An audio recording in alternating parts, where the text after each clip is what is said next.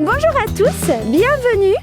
Pour ce rendez-vous animalier, je vous emmène à Madagascar à la rencontre des lémuriens. Ce sont des primates, la famille des singes. Il en existe une centaine d'espèces. Le plus petit fait 50 grammes, le plus grand pèse 10 kilos. Nous ici, nous avons deux espèces de taille moyenne. Les plus gros que vous avez juste là, c'est ce que l'on appelle des varis noirs et blancs. Ils pèsent environ 4 kilos. Et ici, très gourmands, bien reconnaissables avec la queue rayée, c'est ce que l'on appelle les makikata. On les reconnaît aussi à leur position de bain de soleil, où ils sont vraiment comme ça, on a l'impression qu'ils font du yoga. Pas du tout, en fait, à ce moment-là, ils exposent leur ventre au soleil pour profiter de la chaleur. Alors, le mot lémurien vient du mot malgache lémur, qui veut dire fantôme, puisque à Madagascar, dans les forêts, en général, on entend les lémuriens, on voit les feuilles bouger, mais il est très difficile de les observer. Ce sont des espèces qui sont considérées comme un petit peu archaïques. Elles présentent des caractères ancestrales par rapport aux autres espèces de primates. Si vous regardez, ils ont un museau, une tête qui est allongée, alors que toutes les autres espèces vont avoir la face plate. Elles ont un nez qui ressemble plutôt à une truffe et ils ont des vibrisses, des moustaches, ce que l'on ne retrouve pas chez les autres espèces. Alors, les lémuriens sont des animaux qui sont endémiques à Madagascar. Ça veut dire qu'on ne les trouve que là-bas, hormis une espèce qui a été ensuite importée sur l'île de Mayotte. Et ce sont des animaux qui sont arboricoles. Ça veut dire qu'ils sont faits pour vivre dans les arbres.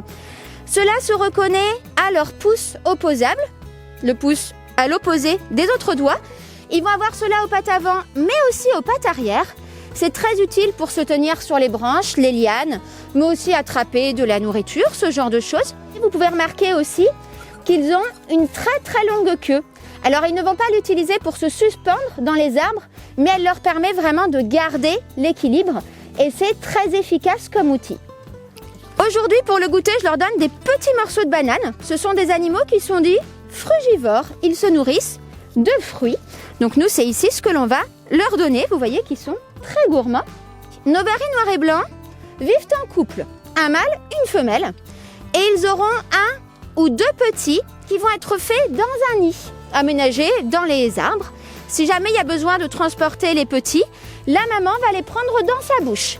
Nos makikata, c'est tout différent. Eux, ils vivent en grands groupes, jusqu'à une vingtaine d'animaux. À savoir que chez les makikata, ce sont les femelles qui sont dominantes. Par contre, il n'y a toujours qu'un seul petit. Une autre différence entre les deux espèces, la communication.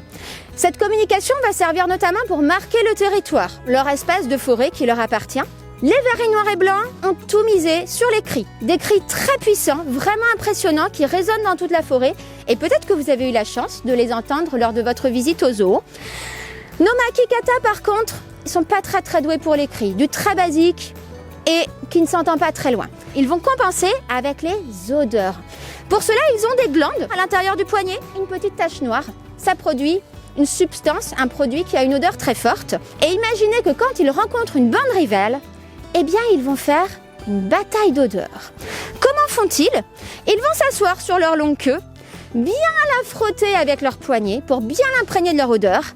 Et ensuite, ils vont en face de l'ennemi et lui envoient la queue comme ça. En gros, c'est celui qui supportera l'odeur de l'autre le plus longtemps. Et c'est efficace. Il faut savoir que malheureusement, ils font partie des espèces de primates, de singes les plus menacées. Nos varis noirs et blancs sont considérés comme en danger critique de disparition. C'est le dernier statut, avant était en milieu naturel. Et nos makikata, il en reste moins de 2000 dans la nature. Ils ont fait partie de la triste liste des 25 espèces de primates les plus menacées au monde. Que se passe-t-il? Eh bien, il faut savoir que malheureusement, Madagascar fait partie des pays les plus pauvres de la planète. Et pour beaucoup de gens, la priorité, c'est se nourrir. Évidemment, un lémurien, c'est de la viande. Beaucoup d'entre eux vont aussi être capturés pour le trafic animal. Donc c'est bien sûr l'occasion de rappeler qu'un singe, un primate, n'est pas un animal de compagnie. Ce sont des animaux sauvages qui doivent être respectés en tant que tels. Madagascar est une île qui est énormément victime de la déforestation. Là-bas, la forêt est vraiment brûlée pour pouvoir planter du riz, l'aliment de base, et les forêts disparaissent vraiment à vue d'œil. Et si nous sommes heureux de vous présenter des lémuriens aujourd'hui, c'est d'une part parce que ce sont des animaux magnifiques, mais aussi pour vous sensibiliser à cette situation. Donc, merci beaucoup de votre présence pour ce rendez-vous animalier et puis nous espérons pouvoir vous accueillir au parc très prochainement dès que nous serons réouverts.